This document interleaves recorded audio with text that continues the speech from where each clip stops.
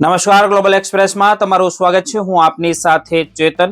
આજના અમેરિકાના તારીખ 31 જુલાઈ 2026ના મુખ્ય સમાચારોની જો આપણે વાત કરીએ તો અમેરિકામાં વસતા ભારતીયો માટે ચોંકાવનારા સમાચાર. એક ભારતીય મૂળના ઇમિગ્રેશન વકીલ સામે અમેરિકી એજન્સીઓએ હાથ ધરી લાલ આંખ. 100થી વધુ બનાવટી દસ્તાવેજો અને કરોડોના દંડની નોટિસ પાછળનું અસલી રહસ્ય શું છે તે જાણીશું. જાણો ઇમિગ્રેશન સિસ્ટમમાં કડક કાર્યવાહીનો પૂરો સત્ય અહેવાલ શું કહે છે, તેમની ચર્ચા કરીશું. આ પછીના આગળના સમાચારોની વાત કરીએ તો અમેરિકી રાજકારણમાં મોટો ભૂકંપ આવ્યો હોય તેવું લાગી રહ્યું છે.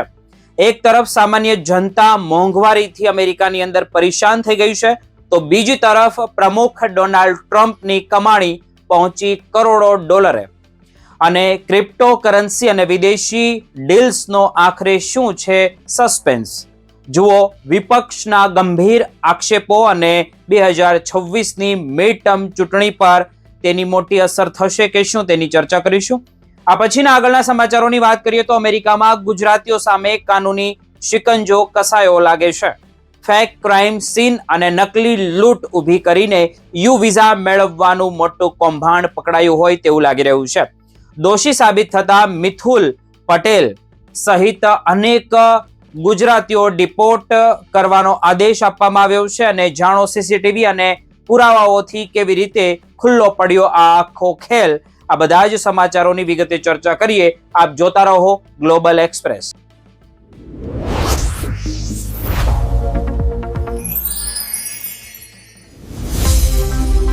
અમેરિકામાં રહેતા ભારતીય માટે આજે એક ખૂબ જ મહત્વના સમાચાર સામે આવ્યા છે. જો તમે અથવા તમારા પરિવારનો કોઈ સભ્ય અસાયલમ માટે અરજી કરી રહ્યો હોય અથવા કોઈ ઇમિગ્રેશન વકીલની તે મદદ લઈ રહ્યો હોય તો આ સમાચાર તમારા માટે ખાસ મહત્વ ધરાવે છે, કારણ કે તમે કદાચ ફસાઈ શકો છો. અમેરિકી સત્તાવાળાઓએ ભારતીય મૂળના યુએસ ઇમિગ્રેશન વકીલ સૂરજ રાજ સિંઘ સામે ગંભીર કાર્યવાહી શરૂ કરી છે. તેમના પર આરોપ છે કે તેમણે પોતાના જે ક્લાયન્ટ છે તે તરફથી અમેરિકીની ઇમિગ્રેશન કોર્ટમાં અસાયલમ મેળવવા માટે ખોટા અને બનાવટી દસ્તાવેજો કોર્ટની અંદર તેમણે રજૂ કર્યા હતા. ડિપાર્ટમેન્ટ ઓફ હોમલેન્ડ સિક્યુરિટી એટલે કે DHS અને યુએસ ઇમિગ્રેશન એન્ડ કસ્ટમ એન્ફોર્સમેન્ટની હોમલેન્ડ સિક્યુરિટી ઇન્વેસ્ટિગેશન એટલે કે SSI દ્વારા કાર્યવાહી હાથ ધરવામાં પણ આવી છે. સત્તાવાર માહિતી અનુસાર આપણે જોઈએ તો કુલ 54 ઇમિગ્રેશન કેસોની તપાસ દરમિયાન 118 જેટલા કથિત નકલી અસાયલમ સંબંધિત દસ્તાવેજો રજૂ કરવામાં આવ્યા હોવાનું સામે આવ્યું છે. મિત્રો, તપાસમાં એવો દાવો કરવામાં આવ્યો છે કે વિવિધ અરજદારોના સોગંદનામા અને ઉત્પીડનના વર્ણનોમાં લગભગ એક સરખી જ ભાષા, સમાન લખાણ અને સમાન પ્રકારની વિગતોનો ઉપયોગ કરવામાં આવ્યો હતો, જેમના કારણે આ કેસ તપાસના દાયરામાં આવી ગયો હોય તેવું લાગી રહ્યું છે. અમેરિકી સત્તાવાળાઓનું કહેવું એવું છે કે દરેક અસાયલમ કેસની પરિસ્થિતિ અલગ અલગ હોય છે, પરંતુ અહીં રજૂ કરાયેલા દસ્તાવેજોમાં જે બધા જ સમાન પ્રકારના હોય તેવું લાગી રહ્યું છે અને તે મુજબ જ શંકા ઊભી થઈ છે. આ કેસમાં સૂરજ રાજને $4,70,584 સિવિલ દંડ ફટકારવાની નોટિસ પણ આપવામાં આવી છે. ભારતીય ચલણમાં તેની કિંમત અંદાજે 4 કરોડ રૂપિયાથી પણ વધારે થાય છે. સત્તાવાળાઓના જણાવ્યા અનુસાર અમેરિકી કાયદા હેઠળ મંજૂર કરાયેલી જે મહત્તમ સિવિલ પેનલ્ટી એક જ છે. કે જો કે અહીં એક મહત્વની વાત સમજવા જેવી ખૂબ જરૂરી છે કે હાલ જે કાર્યવાહી કરવામાં આવી રહી છે તે નોટિસ ઓફ ઇન્ટેન્ટ ફાઇલ છે, એટલે કે આ અંતિમ કોર્ટનો ચુકાદો નથી અને હજુ સુધી વકીલને કાયદાકીય રીતે દોષી જાહેર કરવામાં આવ્યા પણ નથી. આ માત્ર દંડની પ્રક્રિયા શરૂ કરતો સત્તાવાર નોટિસ પત્ર છે, જેમાં તેમને પોતાનો પક્ષ રજૂ કરવાની તક પણ મળશે. અને DHSના જે જનરલ કાઉન્સિલ જેમ્સ છે તેમણે જણાવ્યું છે કે જો કોઈ ઇમિગ્રેશન વકીલ પોતાના ક્લાયન્ટ્સ માટે દગાખોરી કરશે અથવા તો ખોટા દસ્તાવેજો તૈયાર કરીને અમેરિકાની ઇમિગ્રેશન સિસ્ટમનો દુરુપયોગ કરશે તો તેની સામે કડક કાર્યવાહી કરવામાં પણ આવશે જ. તેમના જણાવ્યા અનુસાર જોઈએ તો નકલી અસાયલમ દાવાઓ અમેરિકાની સુરક્ષાને જોખમમાં મૂકી શકે છે. ઇમિગ્રેશન સિસ્ટમ પરનો વિશ્વાસ નબળો પડી શકે છે અને ખરેખર સુરક્ષાની જરૂરિયાત ધરાવતા લોકોના કેસમાં પણ વિલંબ સર્જી શકે છે. તેમણે વધુમાં કહ્યું હતું કે ટ્રમ્પ પ્રશાસનના નેતૃત્વ હેઠળ ઇમિગ્રેશન ફ્રોડ સામે ઝીરો ટોલરન્સની નીતિ અપનાવવામાં પણ આવી રહી છે અને ભવિષ્યમાં આવા કેસમાં વધુને વધુ કડક કાર્યવાહી કરવામાં પણ આવી શકે છે. મિત્રો, નોંધનીય તો એ છે કે આ પ્રકારની જે કાર્યવાહીનો આ પહેલો કેસ નથી. જૂન મહિનામાં ભારતીય મૂળના અન્ય ઇમિગ્રેશન વકીલ વિનોદ ડોમડાણીની પણ સામે આવા ખોટા ઇમિગ્રેશન દસ્તાવેજો રજૂ કરવામાં આવ્યા હતા અને આરોપસર કુલ $2,55,232 નો દંડ માટે 5 અલગ અલગ નોટિસો જાહેર કરવામાં પણ આવી હતી. આ બંને કેસો એવું દર્શાવે છે કે અમેરિકી સરકાર હવે ઇમિગ્રેશન સંબંધિત દરેક દસ્તાવેજની વધુને વધુ સઘન તપાસ પણ કરી રહી હોય તેવું આપણને બધા જોઈ રહ્યા છીએ. જો કોઈ વ્યક્તિ સાચી માહિતી અને વાસ્તવિક પુરાવાઓ સાથે અસાયલમ માટે અરજી કરે છે તો તેને ગભરાવાની કોઈ જરૂર હોતી જ નથી, પરંતુ જો કોઈ ખોટા દસ્તાવેજો, બનાવટી સોગંદનામા અથવા તો ખોટી વાર્તાઓના આધારે ઇમિગ્રેશન લાભ મેળવવાનો પ્રયાસ કરશે તો તેની સામે કડક કાનૂની કાર્યવાહી પણ અમેરિકાની અંદર થઈ જ શકે છે. તેથી અમેરિકામાં રહેતા ભારતીયોએ કોઈ પણ ઇમિગ્રેશન અરજી કરતા પહેલા માત્ર વિશ્વસનીય અને લાયસન્સ ધરાવતા ઇમિગ્રેશન વકીલ હોય તેમની જ તમારે સલાહ લેવી જોઈએ. દરેક દસ્તાવેજની સચોટતા ચકાસવી જોઈએ અને કોઈ પણ પ્રકારની ખોટી માહિતી આપવાથી દૂર રહેવું જોઈએ. અંતમાં ફરી એક વખત સ્પષ્ટ કરી દઈએ કે સૂરજ રાજ સામે હાલ માત્ર દંડની પ્રક્રિયા શરૂ કરવામાં આવી છે. અંતિમ નિર્ણય હજુ આવ્યો નથી. હવે આગળની કાનૂની કાર્યવાહી અને તેમના જવાબ બાદ જ આ કેસમાં અંતિમ પરિણામ સામે આવશે. પરંતુ આ સમગ્ર ઘટના અમેરિકાની ઇમિગ્રેશન સિસ્ટમમાં ફ્રોડ સામે વધી રહેલી કડક કાર્યવાહીનો સ્પષ્ટ સંદેશ માનવામાં આવી રહ્યો છે.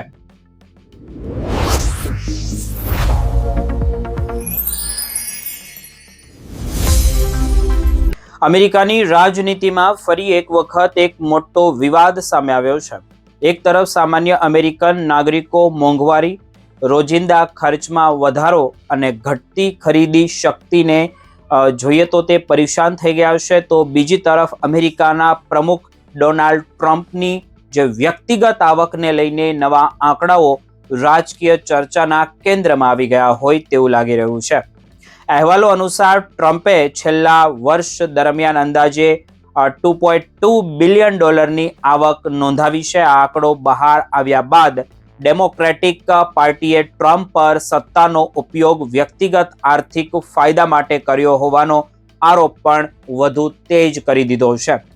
2026ની મિડ ટર્મ ચૂંટણીઓ નજીક આવતા આ મુદ્દો હવે અમેરિકન રાજકારણમાં મહત્વનો વિષય બની ગયો હોય તેવું લાગી રહ્યું છે. અહેવાલોમાં જણાવ્યા અનુસાર જોઈએ તો 2017માં ટ્રમ્પે પ્રથમ વખત પ્રમુખ તરીકે કાર્યભાર સંભાળ્યો ત્યારે તેમની વાર્ષિક આવક લગભગ $594 મિલિયન હતી અને જ્યારે હવે તે વધીને અંદાજે $2.2 બિલિયન સુધી પહોંચી હોવાનું કહેવામાં આવી રહ્યું છે. જો કે આ માત્ર એક વર્ષની જાહેર કરેલી આવક છે અને તેમની કુલ સંપત્તિ વિશે કોઈ સત્તાવાર માહિતી ઉપલબ્ધ જ નથી. અમેરિકાના નિયમો મુજબ પ્રમુખને દર વર્ષે પોતાની આર્થિક વિગતો ઓફિસ ઓફ ગવર્મેન્ટ એથિક્સ સમક્ષ જાહેર કરવી જ પડે છે અને ટ્રમ્પે આ માટે લગભગ 900 પાનાની ફાઇલ સબમિટ કરી હોવાનું પણ જણાવવામાં આવી રહ્યું છે. અહેવાલો અનુસાર આપણે જોઈએ તો તેમની સૌથી મોટી કમાણી પરંપરાગત રિયલ એસ્ટેટમાંથી નહીં પરંતુ ક્રિપ્ટોકરન્સી સાથે જોડાયેલા પ્રોજેક્ટમાંથી થઈ છે. ખાસ કરીને મીમ કોઇન અને અન્ય ડિજિટલ એસેટ દ્વારા અંદાજે $636 મિલિયન આવક નોંધાઈ હોવાનું કહેવામાં આવી રહ્યું છે. બીજી તરફ તેમના પરંપરાગત રિયલ એસેટ અને જે ગોલ્ફ બિઝનેસમાં છેલ્લા કેટલાક વર્ષોમાં ખૂબ મર્યાદિત વૃદ્ધિ જોવા મળી હોવાનું પણ અહેવાલોમાં જણાવવામાં આવી રહ્યું છે. ટ્રમ્પ ઓર્ગેનાઇઝેશન દ્વારા કતાર અને સાઉદી અરેબિયા જેવા દેશમાં થયેલા કેટલાક રિયલ એસ્ટેટ કરારોને લઈને પણ સવાલો ઉઠાવવામાં આવી રહ્યા છે. વિવાદ કરનારાઓનું એવું કહેવું છે કે સત્તામાં રહેલા પ્રમુખના વિદેશી વ્યવસાયિક સંબંધો અંગે વધુ પારદર્શિતા હોવી જોઈએ. જો કે અત્યાર સુધી આવા મામલામાં ટ્રમ્પ સામે કોઈ કાર્યવાહી કરવામાં આવી નથી. બીજી તરફ ડેમોક્રેટિક પાર્ટી આ સમગ્ર મુદ્દાને ચૂંટણીમાં મુખ્ય એજન્ડા બનાવવા માંગે છે. તેમનો આરોપ એ છે કે સામાન્ય લોકો મોંઘવારીનો સામનો કરી રહ્યા છે, જ્યારે પ્રમુખની વ્યક્તિગત સંપત્તિ ઝડપથી વધી રહી છે.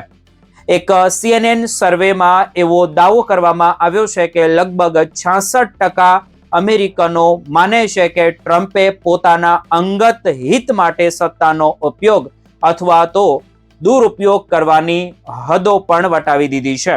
જો કે આવા સર્વે મતદારોના મંતવ્યો દર્શાવે છે અને તે અંતિમ સત્ય માનવામાં આવતા પણ નથી. ટ્રમ્પે તમામ આરોપોને રાજકીય પ્રચાર ગણાવ્યા છે.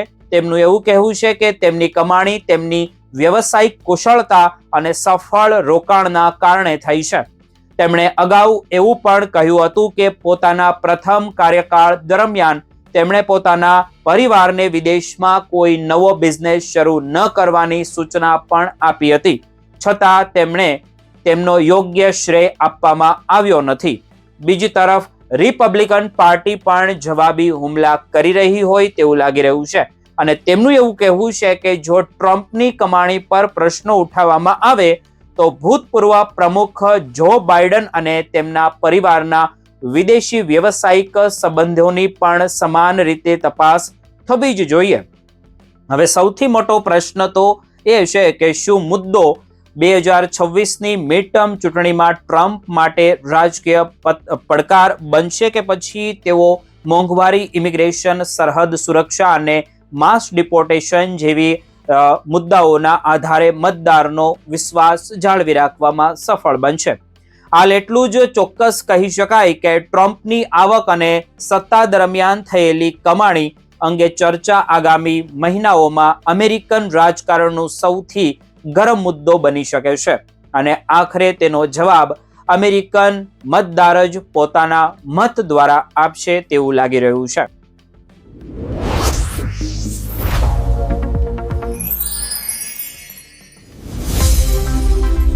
અમેરિકામાં રહેતા ભારતીય અને ખાસ કરીને ગુજરાતીઓ માટે એક ખૂબ જ મહત્વના સમાચાર સામે આવ્યા છે.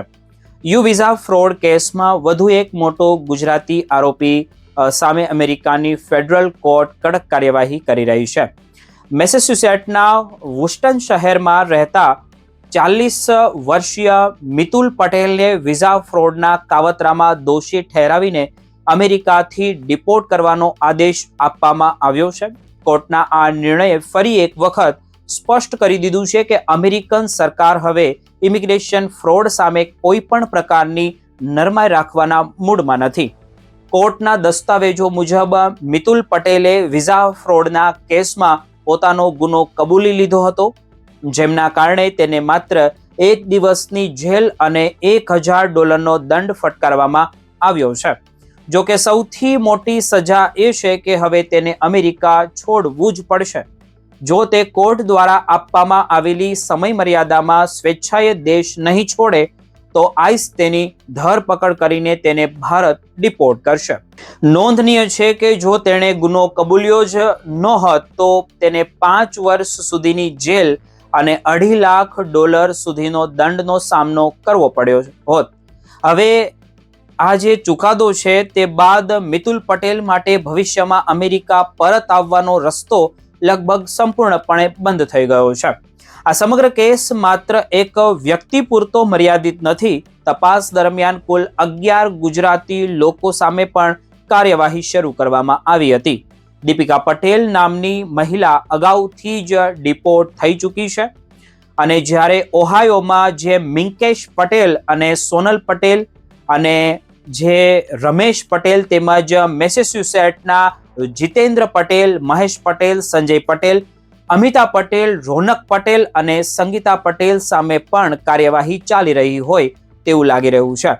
ધરપકડ બાદ જે કેટલાક આરોપીઓને બોસ્ટનની ફેડરલ કોર્ટમાં રજૂ કરવામાં આવ્યા હતા અને તપાસમાં સહયોગ આપવાની શરતે તેમને મુક્ત કરવામાં આવ્યા હતા. જોકે અન્ય આરોપીઓએ ગુનો કબૂલ્યો છે કે નહીં તે અંગે હજુ સુધી કોઈ સત્તાવાર માહિતી જાહેર કરવામાં પણ આવી નથી. હવે વાત કરવી એ કે સમગ્ર કૌભાંડની રીતની, તો તપાસ મુજબ જોઈએ તો કેટલાક લોકોએ અમેરિકામાં યુ વિઝા મેળવવા માટે નકલી લૂંટની ઘટનાઓનું આયોજન કર્યું હતું. આરોપ છે કે વર્ષ 2023 દરમિયાન મિતુલ પટેલ સહિત કેટલાક લોકોએ ન્યુયોર્કના રામ પટેલ સાથે આ માટે સંપર્ક કર્યો હતો. ત્યારબાદ મેસેચ્યુસેટ્સના સ્ટોર અને રેસ્ટોરન્ટમાં નકલી લૂંટ ગોઠવવામાં પણ આવી હતી. એક વ્યક્તિ ગન બતાવીને રોકડ લૂંટી જતો હતો અને ત્યારબાદ થોડા સમય પછી નકલી પીડિત પોલીસને ફોન કરીને ફરિયાદ નોંધાવતો, જેથી સમગ્ર ઘટના સાચી હોવાનો દેખાડો કરવામાં આવે. તપાસમાં એવો પણ આરોપ છે કે કેટલાક સ્ટોર અને રેસ્ટોરન્ટ માલિકને પણ આ માટે પૈસા ચૂકવવામાં આવતા હતા, પરંતુ આખરે સીસીટીવી ફૂટેજ અને અન્ય ડિજિટલ પુરાવાઓના આધારે સમગ્ર કૌભાંડનો પર્દાફાશ થયો છે. આ કેસમાં મુખ્ય ભૂમિકા ભજવનારા રામ પટેલને અગાઉ ઓગસ્ટ 2025માં 20 મહિનાની જેલ અને $8,50,000 દંડ ફટકારવામાં પણ આવ્યો હતો. બીજી તરફ લ્યુઝિયાનાના જે ચંદ્રકાંત પટેલ ઉર્ફે લાલા સામે પણ યુ વિઝા ફ્રોડમાં કેસ ચાલી રહ્યો છે. તેણે મે 2026માં પોતાનો ગુનો કબૂલી લીધો હતો અને હવે 10 સપ્ટેમ્બર 2026ના રોજ તેને સજા સંભળાવવામાં પણ આવશે. તેને મહત્તમ લગભગ 15 વર્ષ સુધીની જેલ થઈ શકે છે અને તેની મિલકતો જપ્ત કરવાની કાર્યવાહી પણ શરૂ કરવામાં આવી ગઈ છે. તપાસ એજન્સીઓએ સ્પષ્ટ કહ્યું છે કે આ સમગ્ર નેટવર્ક સાથે જોડાયેલા અન્ય લોકો સામે પણ તપાસ ચાલુ છે. આ કેસ અમેરિકામાં રહેતા તમામ ભારતીયો અને ગુજરાતીઓ માટે એક મોટી ચેતવણી સમાન છે કે ઇમિગ્રેશન લાભ મેળવવા માટે કોઈ પણ પ્રકારની છેતરપિંડી અથવા ખોટા પુરાવાઓનો ઉપયોગ આખી જિંદગી માટે ભારે પડી શકે છે. અમેરિકન તપાસ એજન્સીઓ વર્ષો જૂના કેસ પણ ફરી ખોલીને કાર્યવાહી કરી રહી છે. તેથી કાયદેસર માર્ગ અપનાવવો જ સૌથી સુરક્ષિત અને યોગ્ય રસ્તો અમેરિકાની અંદર અત્યારે હવે ગણાઈ રહ્યો છે.